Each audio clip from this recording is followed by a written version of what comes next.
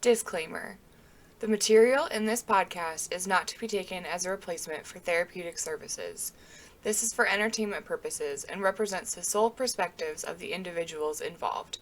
If you are experiencing an emergency, please contact the appropriate authorities or professionals. Hello and welcome to episode 9 of TheTikDocs. We have a really special episode. I'm super excited about it. But also, I guess I should start off with, hi, I'm Caitlin Baker. I am a doctor of clinical psychology, and I am known as That Fat Doctor on TikTok. Get your shit together. So, I am That Black Doctor on TikTok, and my real name, for those who are counting, is Dr. Terrell DeGans. Nice to meet everyone. I'm going to drop a bomb on everybody just right off the gate today. I'm white. What? And T is black. What? You mean That Black Doctor is black? Surprise! And we just found it really fitting with it being February, and we actually had this on our topic list from the beginning. Mm-hmm. So let's talk about race. Let's talk about race, baby. Let's talk about you and me. There you go. So we're going to talk about white privilege. I know that this is a topic for some people that is really difficult. A lot of people just have not quite grasped this concept yet, but I encourage you to have an open mind and to just listen, because we both have a shared experience that I think could help understand and break down some of the race issues that you can see in examples just between us. So just be open. And I know for a lot of you out there, it's going to feel really uncomfortable and you don't want to hear about it. You don't want to be called a certain thing or feel a certain way. And we're not out to do that. We're not out to make you feel bad. There are going to be things that make you feel uncomfortable naturally because you're going to realize a few things, hopefully. But it's something to think about and reflect on. So hopefully you get a lot out of this. We're doing this for you guys as much as we are for ourselves. And we're going to be uncomfortable too. So let's do this together. Yeah, well said. I kind of want to start out. So what is white privilege? And I am going to describe that myself because that's something that I have. So white privilege is just being able to do things every day that Black people, if they did the same things, they would have more obstacles than I would if I were to do those same things. For instance, getting a job. The fact that I'm white, people look at me, my race is not a factor in decisions made about my character. I get away with things because I'm white. I've never been pulled over by a police officer because I'm a white woman. Ever. I mean, ever. And the entire time I've been driving, never. I've, never. I could go on and on. My privilege is everywhere. I live in a white suburbia. And around here, you say the word white privilege and people act like it doesn't exist. Or they're like, I'm not privileged. I had a hard life growing up. Like, I'm sure that you did. And I don't want to take that away because, maybe you grew up poor and had similar situations. But I can promise you it's not the same. You never lost opportunities or had looks given to you just because that you are not white. So the fact that people say that white privilege doesn't exist pisses me off so bad, because I'm able to look at all my surroundings in society and see where I've benefited from my privilege. And I think that that's work that everyone needs to do in order to kind of grasp it. But if you're going to shut it down right away and say like, nope, that doesn't exist, I have a hard life. Again, we're not taking that away from you. You could have a very difficult life. You could have had trauma and on top of many other issues, but race didn't play a part in those things. Right. And I think what a lot of people kind of get lost in is the idea that I don't feel privileged, right? Because you think of privilege, you think of all of the benefits that come from it. Privilege is, in terms of white privilege, it's just the fact that you don't have to worry about this one specific aspect, which is your skin color. So if you think about your everyday interactions, right? You go into a store, what are you thinking about? Like, actually, let's run through this. If you walk into a store, what are your thoughts for you being in that store? La da da da da. I'm shopping for some shit. Yeah, what am I going to find? What am I going to buy? Am I even buying anything? Like, typical thoughts for a shopper, right? Not for a person of color. Person of color is, okay, if I come in here, how do I indicate that I'm not stealing because of the color of my skin? Should I walk slowly? Should I look around? If I look around too much, is that suspicious? And that's because of the way we look. People think if this person looks suspicious, now we have to keep an eye on them. And we don't want to be suspicious because then we get extra attention, and extra attention is a bad thing. That's just one very small example, but it's something that we live with every single day. I think that's a really powerful small example though, because that's something that like you go to the store sometimes multiple times a day or different stores, and that's something that I would never have to think about. So the fact that like it just shows that dialogue is going through your head literally at all times throughout the day, whereas I don't have that, and that right there is privilege in itself. I could go to, like, I would consider myself a fairly okay person in terms of financially, right? So I can go to a CVS and know I can purchase a few things. I'm not like overly counting money or whatever, but I know where my hands are at all times because I know I have to. So if I pick up something to look at it, I want to make it very obvious, no matter where a camera would be, that I put it back if I'm not taking it with me. I don't want it passing my pockets at all. I need to make sure that if I'm holding something, it's being held by my side so it shows I'm not trying to swipe it or anything like that. I have to always be aware of where my hands are, what I'm touching, and how I'm touching it. So if anyone has any camera angle, I can easily say, never went in my pocket, never went in a bag, never did anything other than bring it to the counter. I have to have that in mind. Otherwise, I feel like someone's going to do something where I get in trouble for it. Yeah. It's unfortunate. It is it's sad. Like it's sad. And unless people again, like unless people look at these biases, and you have to examine your own biases.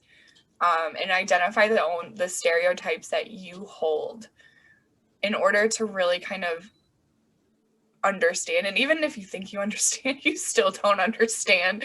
I try to understand. I don't understand. I don't want to try to like over explain or take any light from T today. Like this, he is obviously has way more experience about this topic than I can. And I can offer from my perspective of the white perspective, but I really want to make it known that I have no idea what I'm talking about for the grant. Like I can name statistics, I can do that kind of stuff, but when it comes to personal experience, I can't speak to anything that T is saying. And I just listen to his account of things and take it in and try to put yourself in those shoes for a minute. Like do what he just did, that visual exploration of going into a store and imagining that you're going into that store as a Black man, and just run that and see what it does to your perspective the next time you go into a store. Right. And we're definitely going to have a conversation about this and continue to have conversations because it's important for people to see that you can have these as conversations. They don't need to be wars or battles or disagreements or anything like that. But every part of my life is affected by my race because you can't get out of it. And I don't want to get kind of too deep into the psychological piece because I feel like we're going to lose people if we do that in just terms of understanding. But there are different levels of kind of understanding yourself and understanding your being and having different acculturation levels and different things. And theorists have kind of done this to death. But the number one version for white people is the Helms model, which you can look up. And then there's the Black Negrescence model, which is by Cross, and you can look that up as well. And every stage, every model has their stages where it progresses from really identifying with the majority culture and then kind of understanding that there is no equality there, right?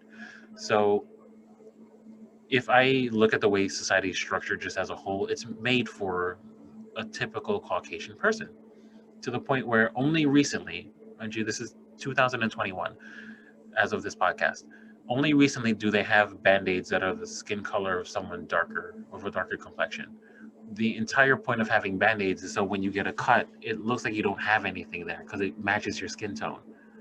That doesn't work for me. Nude. But nude for white people. Yeah. But it's just across the board. This is nude. That's not what black people look like, nude. What you like? What? Who makes these decisions? I was watching an episode of Zoe's something extraordinary playlist last night, right?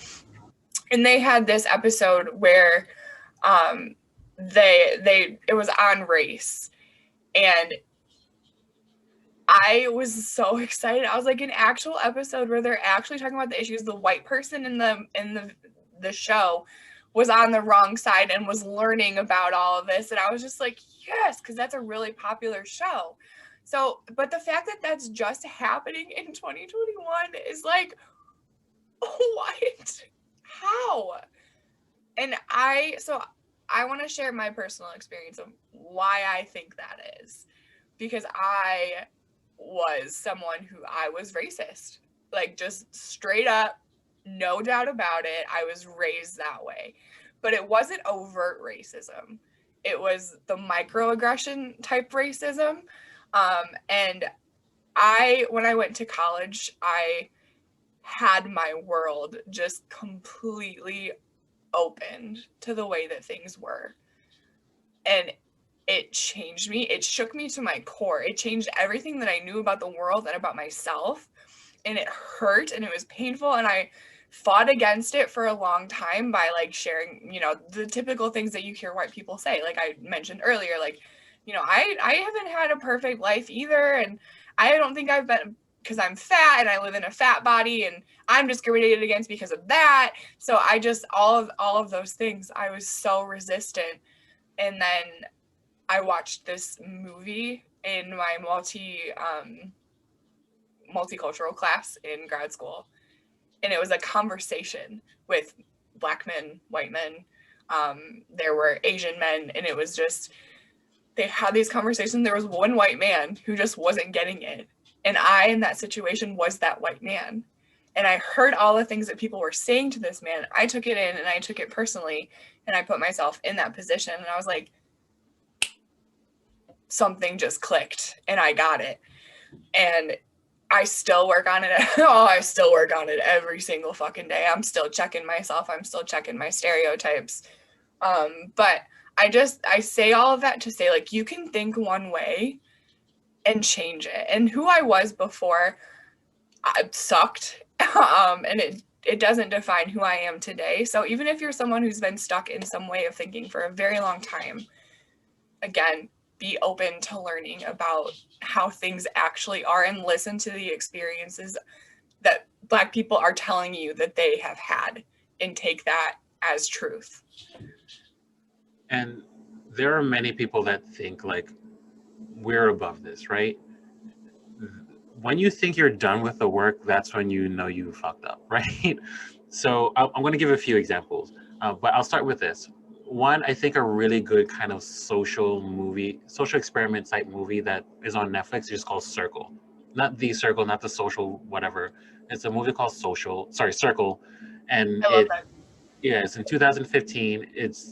I would say just watch it. It has a little bit of everything in it, right? So it has ageism, it has racism, it has sexism, like it's all in there. And I don't want to ruin it for anyone, but I'll say it has like the El Machina or the ex machina of like aliens, but it's really about death and sacrificing and how society works. It's a really great social commentary. So I would say check that out. But back to what I was saying earlier, this entire idea that like when you're done with the work, you're good. You're not done with the work because the work is really never done. It's not gonna be done in our lifetimes if we're gonna be honest about it. So I'll give three different points in my life where like it was very apparent to me that my race stood out. So the earliest time that I'm going to comment on for this example is in high school. So many of you know that I play volleyball. I'm an avid volleyball player. I love it. It's the thing that keeps me going, right? It's my first love, my first passion. So in high school, you tend to play with people that are all different races and creeds and stuff, especially for volleyball if you're a male, because most volleyball players are white females. It's just kind of how it is. So if you're playing as a male, it's already looked down upon. So you're not gonna find the typical male playing it. And if you do, good for you, because there really is no typical. But that's not the point. So this one specific moment, I remember I'm a senior. My friend, well, one of my many friends from the team, he's a junior, and we're the only two black people. Everyone else is white or Asian, or some variation of those, right? So we get our grades back because you need to have a certain grade point average to play, and our coach has all of our grades in order from highest to lowest. My friend's grade was like a 99.8. Mine was like a 98.7. And we're on the top. Like, we know we're doing really well because we really focus on academics and playing sports. Then the next highest grade is 78. And then it goes down from there. And there are people on the team that couldn't play. So the thing is, we're very aware that this is defying what people are expecting, right? Like, oh, the black guys aren't going to be as good. We're crushing it. We're way ahead of the third person, because we need to outperform just to get the same level of attention as anyone else. So that is something we were really proud of. Like, we're clearly on a different level for that. So that's one instance. The next one, in in grad school, when I'm applying to get to the grad school that I'm going to, they really love to push that word diversity. Ooh, they love that word. Sure do. We're diverse here. We're really inclusive. Token black kid on the brochure. Yep. As you can see, we have a mix of students here. I am in a, a high-rise floor that our school bought out, and I am looking around, and there are only, maybe three of us. Maybe three of us. One of them is working the front desk, so I'm not really counting that person. So there's only two of us there that are interviewing that are people of color, and I heard the word diversity maybe 25 times since I've been here. I don't think I feel like that's a tactic to pull in more diverse people. We're in Chicago of all places. Like, what do you mean? That speaks to higher education and the opportunities that white people versus black people get, which is like, I could go on. This topic could go on forever. Anyway, keep going. So number 3. No, I will end number 2 with, that's when I knew I was getting into school. It's like, you kept saying that word, and if I look around right now, I can just call BS right away. So we're not playing this game. But I got in. I clearly got my doctorate. I'm here. I'm on the TikDocs. Yay! Despite all odds. Despite all odds. And the third is a time when I think you were there. Maybe you weren't. But there was, I'm not going to say her name, even though I remember it, this well-meaning older white woman who was a master's worker. She kind of helped out, and she didn't really know the idea behind white privilege. So she asked, like, well, what is... Oh, okay. I know who we're talking about now. Okay. So she's like, well, what's black privilege? And we're like, there is no black privilege. And you should see I was there, and all of our faces were like, and you're a therapist. Yeah. And the thing is, I appreciate that moment so much for so many reasons, because one, I didn't feel obligated to be the person to explain it to her. And two, she was genuinely asking, like, is this a thing? Not like, oh God, like, here we go. Like, it was like, I don't know, like, is this a thing? And we all talked about it and explained why it's one way and not the other, because the society is built around white people and catered to white people, so it's a white privilege. Mm-hmm. The same way we're very much a society that tries to focus on being able-bodied versus, living with a disability. It's a completely different function. If we were a society based on living with disabilities, all the parking spaces would be significantly larger, and everything would be wheelchair or better accessible, and so on and so forth. But that's not how it is. We tend to focus on what the majority is, and the majority, considered here in America at least, and Canada is being white. That's So like, you're saying that you would rather have people be open about their ignorance than just like ignoring it and pretending that it doesn't exist and just kind of having those discussions is, yeah, even if it's like super uncomfortable and awkward, and like I said, we all at that point were like, how did you become a therapist at this level? Like it was a middle-aged woman. hmm How have you been a therapist for this long if you don't understand these concepts? But at the same time, we were all open to like, I mean, the white people in the room were like, listen, lady, and we like laid it all out. Which again, to you, I didn't know that you had felt relief at that we had all like taken over and just been like, listen. Um, but having those conversations, they are difficult, they are uncomfortable. hmm But genuinely, if you don't understand these concepts, talk about it. Try to help listen to when people are trying to explain it to you and get your questions. Don't ignore it. What's yeah. the problem? Asking questions isn't a bad thing. It means you don't know something and you want to learn about it.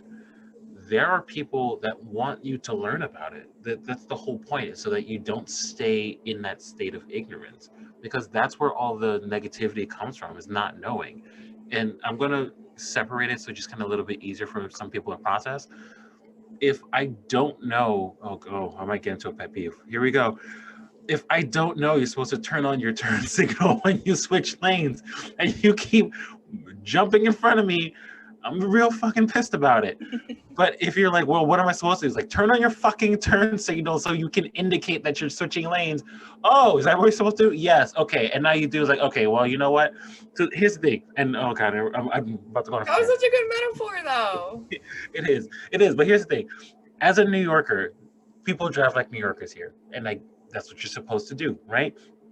So I've been in the car with many of people. I have my New Yorker road rage and my New Yorker speed, and that's just how it is. I will be completely fine if someone cuts me off within inches, but they had their turn signal on, versus you just went in front of me regardless of the space, you didn't have it on, because now you're risking my life. Just give some type of visual indicator. They're on every car. I know this for a fact. You, they're in the same location every time, so it's not like it's new to you. It's not like all of a sudden they completely got rid of indicating. We're going too far off. But the point is, it's okay to ask the question and then get the knowledge so that you can just put on your indicator. Just say, this is what I know, this is what I don't, this is what I'm comfortable saying, this is what I'm not. And I understand that better now because I asked the question and I'm no longer ignorant about that rule or law or that state of being. Mm-hmm. Yeah. I that was a really great metaphor to apply to like, you're less likely to become angry if someone is genuine in their maybe ignorant question. Mm-hmm. Um, yeah. I also, so this whole concept of me talking about this, I can't even like, if you knew me 5 years ago, you'd be like, what? Caitlin's acknowledging her white, not, and I don't want to say that I was like so adamant. I just didn't talk about it. I was one of those people that was like, I don't see race.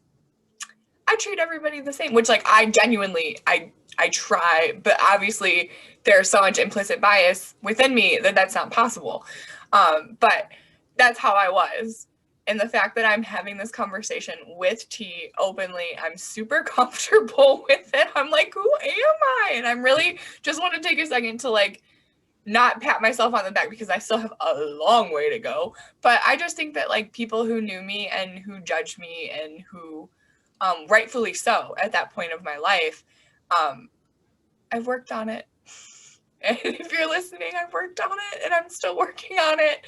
And thank you for your guidance throughout my learning.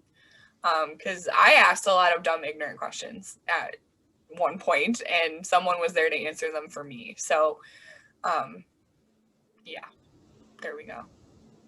And it's good that you realize that, because people are at different stages of their like growth and understanding, and you have to go through the stages, right? Like you need to understand that this thing exists, and you have to understand certain things are okay, some things are less okay, some things are a reflection of what you know, what you don't. Like it's your environment. There are people of color everywhere.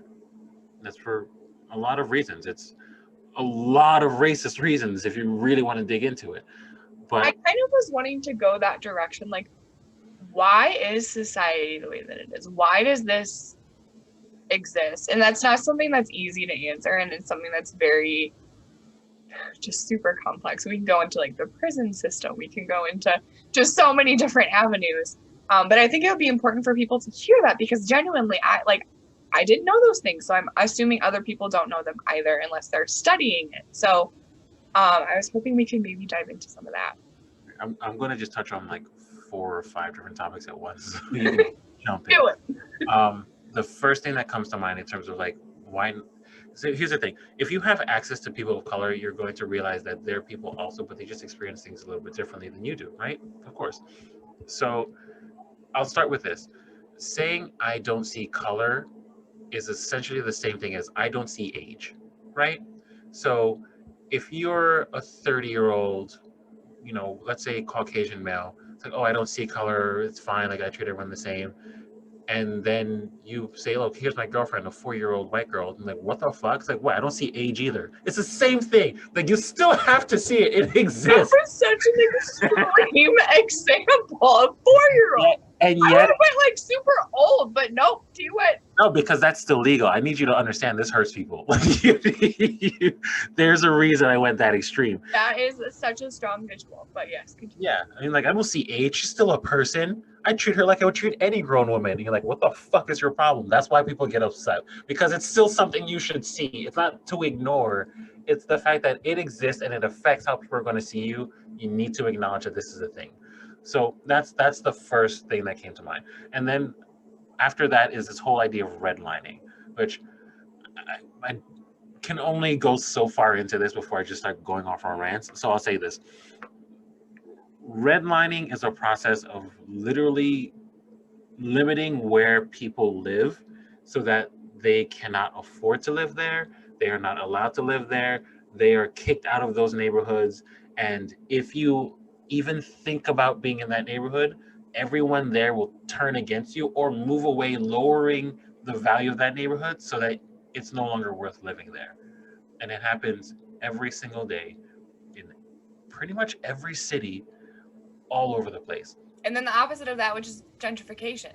Yeah. Oh, yes. So I'll let you do gentrification because I will go off.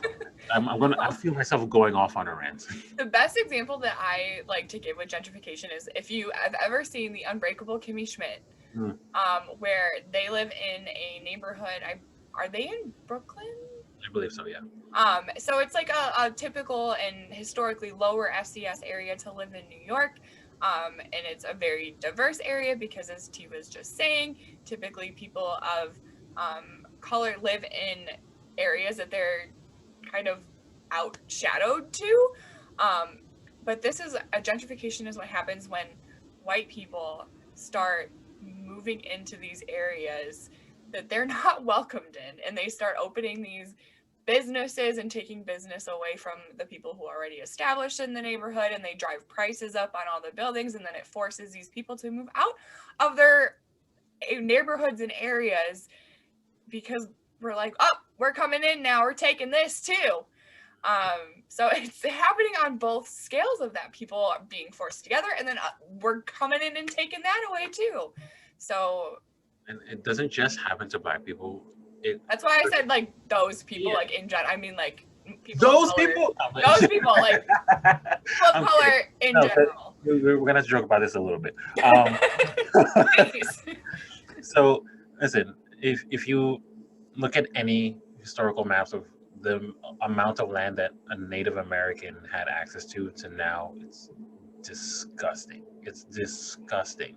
So it started with, and at least in my opinion, from like the history of like America as it stands, like it started with that, and then the same process happens over and over and over again. And I am so proud to be like, I'm from Brooklyn. I'm a Brooklyn, New York, born and raised kid. If you go to Brooklyn now, it is so, oh my God. It's hipster. White. First off, the white extra whip. So the amount of Starbucks that are there now, the around Barclays Center is disgusting. The amount of just random train stations and pop up frozen yogurt places. That's not Brooklyn. That's whatever the fuck it is now. But it's not the Brooklyn that I grew up in. It so I remember walking on. Oh, I'm trying not to age myself too much. Just it just this. I just remember walking down a very popular main street in Brooklyn called Flatbush. If you're from Brooklyn, you know Flatbush. That's just a fact. So if you're in Brooklyn at that time, you're walking down Flatbush, you know there's going to be a bunch of barbershops, a bunch of beauty salons, there's going to be Chinese food places, there's going to be a little bit of culture from everyone there, right? And they're all like mom and pop places or just like a family or whatever. Like you're going to find something there. You're going to find a lot of food and all the cultures that you can possibly want to try and eat and interact with, they're all there. Not now. Not the Flatbush I'm going to. Now it's whatever new corporation is coming up, whatever new random white person decided, hey, this is a business that I can put here. I'm going to buy out four of these stores and just open up maybe a Chipotle. So great. Instead of having four different culinary cuisines on the same block, I have the options of Chipotle or Qdoba. Great. Thank goodness you guys came in here. So Yeah. that's gentrification because what do most Caucasian people know? The big names that are coming on commercials. And they're willing to pay extra to be closer to those things rather than having access to cultural foods that they've never heard of. Even restaurants like that, like Chipotle and cute, like those are whitewashed. Like that's not actual authentic. Like that's what white people think Mexican food should be. It's whitewashed, and then it's a corporation on top of it. Which so another word that I like to think of for gentrification is whitewashing. Like just think of an area and then just a bunch of white people coming through with their bullshit and their billions of ridiculous amounts of money that they don't deserve and taking over an area that they have no business taking over. And literally, like, these places close. People who have businesses, they close, and their livelihood is shot because white people suck. That's And all I got. it's not all of you. And I, It's not you, Susan. It's not you. Karen, It's not you. I mean, Karen. It's Italy. is you, Karen. It's a little bit of you, Karen. But it's not. It's Louisa. Louise, you're fine. Joanne, you're okay. But some of you guys suck. Let's be honest. Okay, so now that we're moving on, um, yeah, and I get it. Like no one wants to feel like they had an advantage from the start, right? Especially if you're going like we all have a lot of things we're going through. We're all in this pandemic together, somewhat. That's another issue. Um, we're all living lives as best we can, dealing with mental health issues, dealing with family stress, dealing with a lot of things. I get it. You just have one thing that you don't have to worry about, which is your skin color, which is really nice because that's a visual thing. And I don't know how to explain it to everyone, and I can't. But if you think to yourself, and you can do this privately on your own in your own time, if I were to wake up tomorrow as a black person, would I be okay with that? Boom. Chances are you wouldn't. Right. And that not necessarily because you don't like it's because deep down you know that there's different treatments. Like deep as much as you want to deny it, if you ask yourself that question, the answer is going to be no. I would say no because I know what your experience is, and that fucking sucks. I have privilege. I'm lucky to have privilege. I want to use that privilege to take away others' privilege and give it where it needs to be. But it's still just. And something just came back to my memory because you said like you've never been pulled over. I've been pulled over. Granted, I haven't always been doing the right thing. I drive like a New Yorker and I was living in the Midwest, so I was going to get pulled over sometimes. That's okay. I get that. It makes sense. But I've literally been walking home from the train station and cop cars have stopped me. Where are you going? Where'd you come from? Do you have ID on you? literally just walking home, nothing. And maybe you guys have kind of realized by now, I'm a doctor. I don't do shit that would jeopardize shit because I value my intelligence, I value my safety, I value the safety of others. I listen, the most harm I'm gonna do is fucking tell you I'm gonna hospitalize you. That's the limit. I'm not doing anything to harm anyone. So I'm still, despite the fact that I have no history whatsoever, I literally have worked with people of all ages, all colors, all creeds, all backgrounds, all mental health illnesses, and I have still been pulled over because I was suspicious based off what? My height? No. My weight? No. Nah, that skin color, no. Yeah.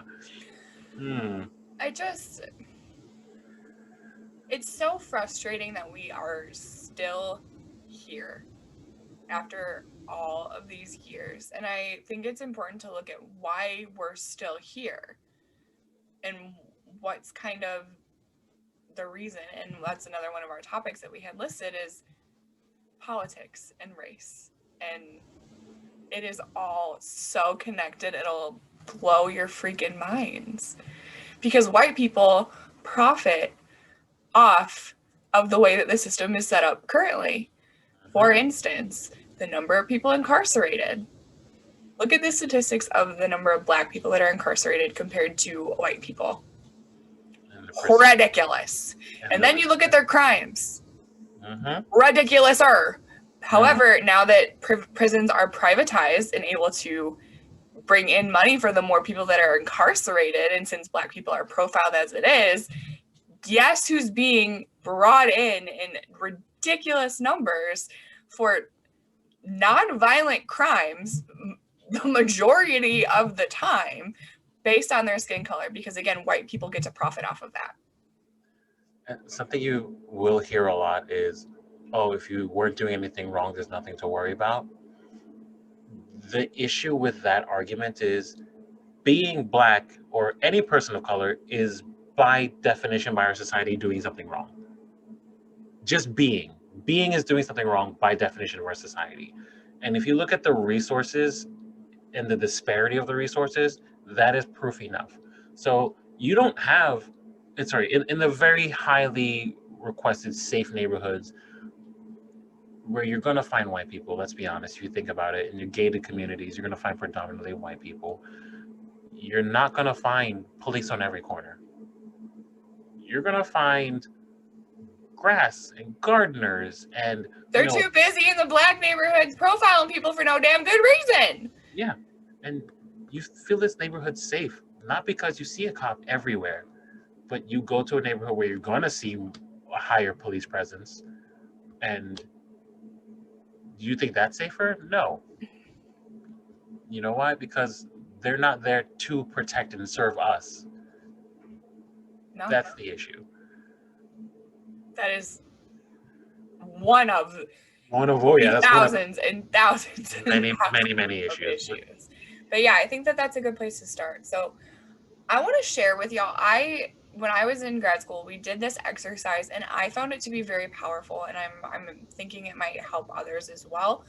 And it was to set a timer for 2 minutes and write down each race that, you can think of, or look up a list of all, whatever.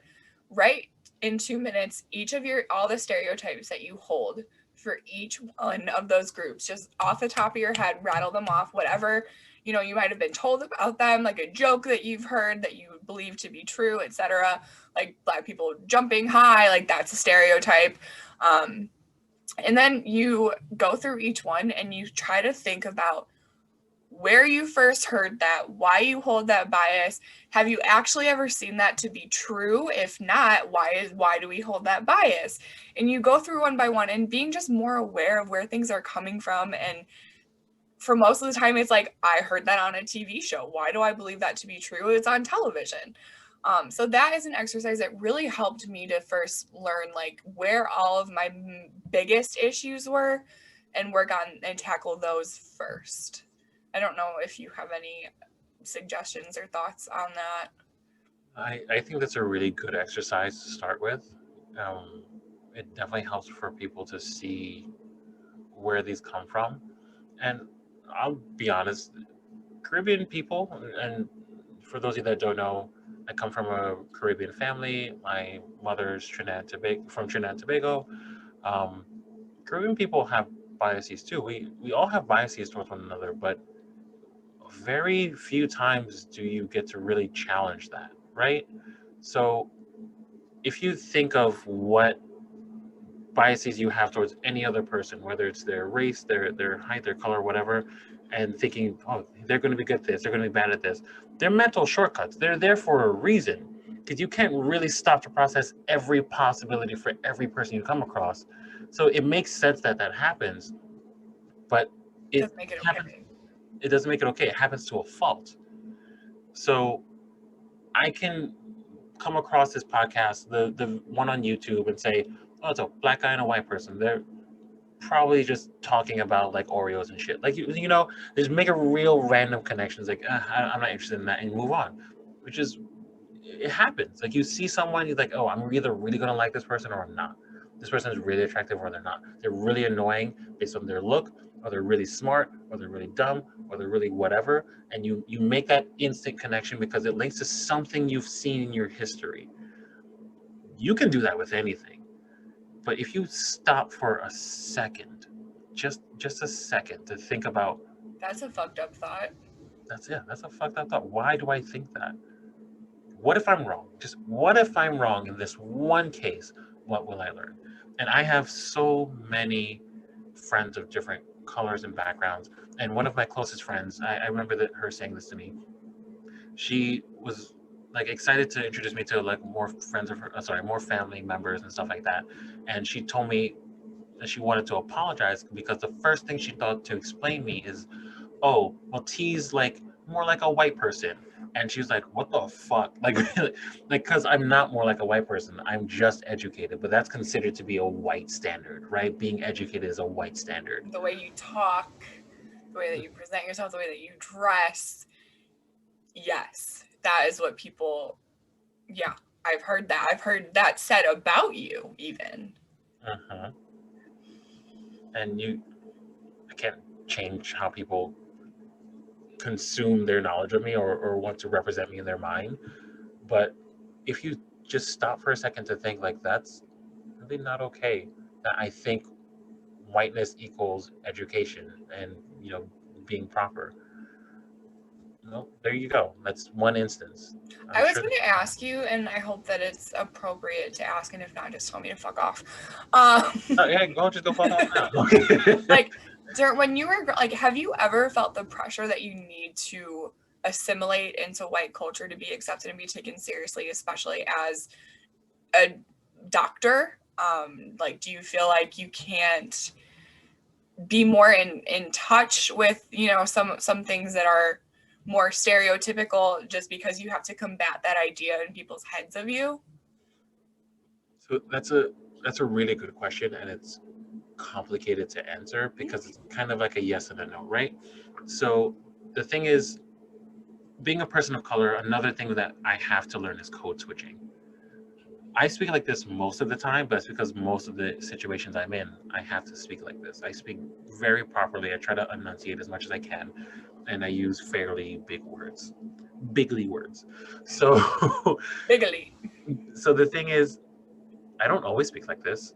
Sometimes I have a Trini accent. Sometimes I speak with like a straight up Brooklynese accent, and I'm very comfortable in that situation. Sometimes I'm kind of mumble mouthing it. Those are all parts of me, but I can't use that everywhere. It doesn't come off as quote unquote professional because it's not quote unquote white.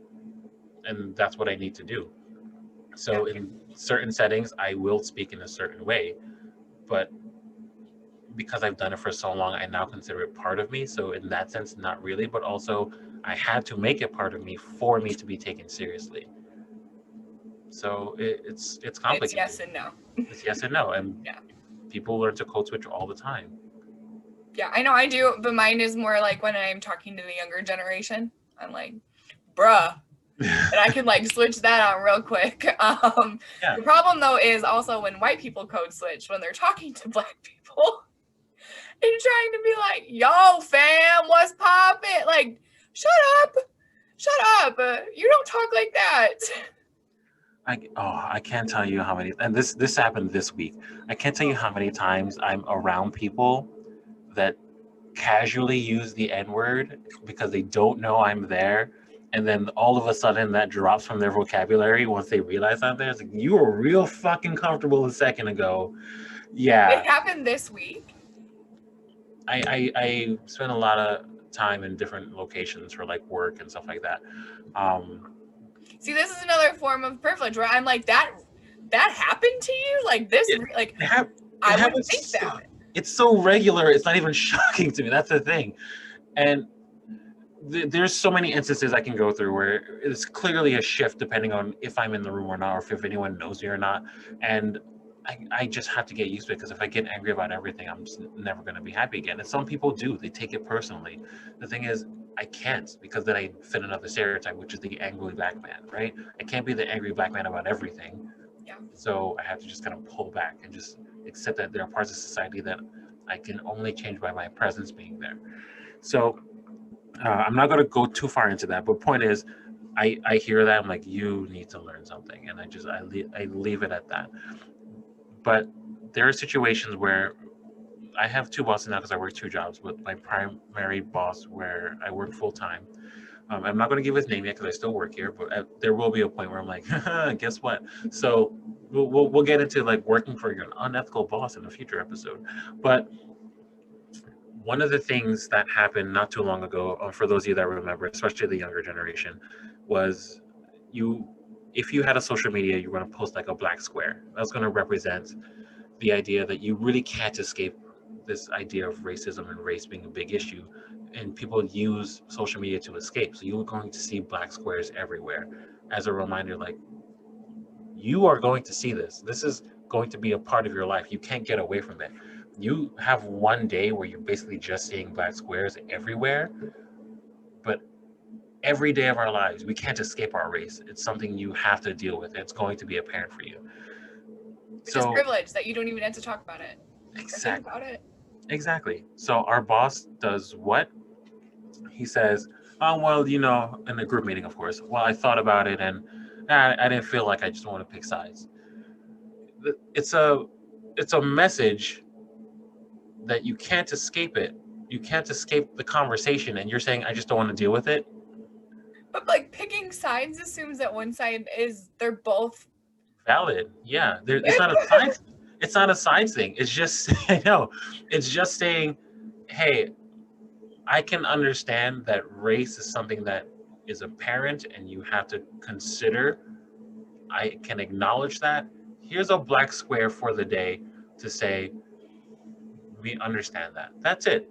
It's not saying, I hate white people or anything like that, or there should, whatever. Like, it has no political statement. People want it to split into politics. It's not about politics. It's the fact that you can't escape race. Race is something that you have to deal with. You see every day. You have your biases. It's always there. right.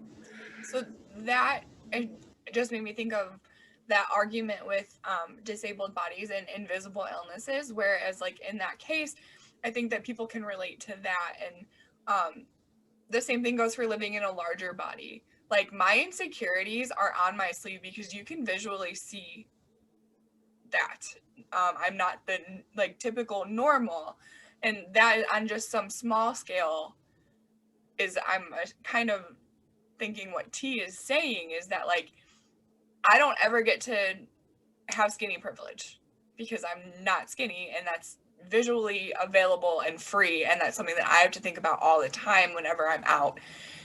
And for him, it's that, but on this much deeper and global, and yeah, is that, am I summing that up? Yeah, I agree. It's something where when it's visually apparent, there's no getting away from it. And in any comparison, like I'm always hesitant because I don't want to equate anything to that. because it's hard to say. And like I understand people need to understand in their own way, so I totally get that. Um, but it is what it is. Once bless you. Once you're a person of color, you're done. It's just a different level of difficulty simply because you're a person of color. And you're gonna get blessed every time. So so long story short, race is such a complex thing, and I know we're really not doing it justice because this is not anything we can get done in a reasonable amount of time, and it's a continuous conversation. We can literally talk about this every single time. Mm-hmm. But for those of you that have stuck through all of this, thank you so much. I really do appreciate it. And it is uncomfortable and it is a lot to think about, and it is, something that a lot of people that are listening either never thought of or haven't thought of in a long time or may never have to deal with again. And for a lot of you, you can stop the podcast and you don't have to think about it. A lot of you, even though you're listening through, you'll be done thinking about it the second it's over.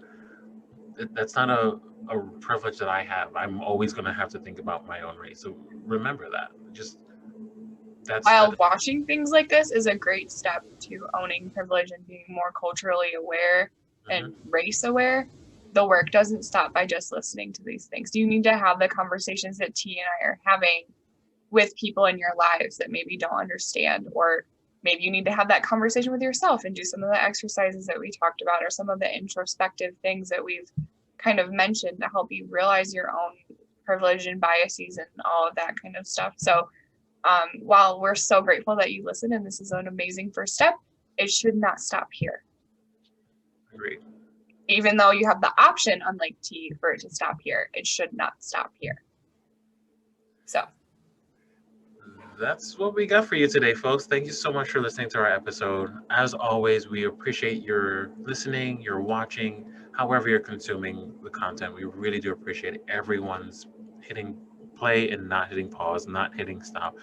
Please continue to listen on Apple Podcasts, continue to listen on Spotify, continue to watch on YouTube, like, subscribe, save it.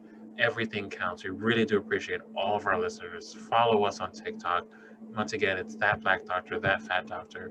We are always happy to engage with all of you and just continue to show the love and support that you've been showing. And we want to show it back to you guys. let's continue this conversation elsewhere because we're not done yet.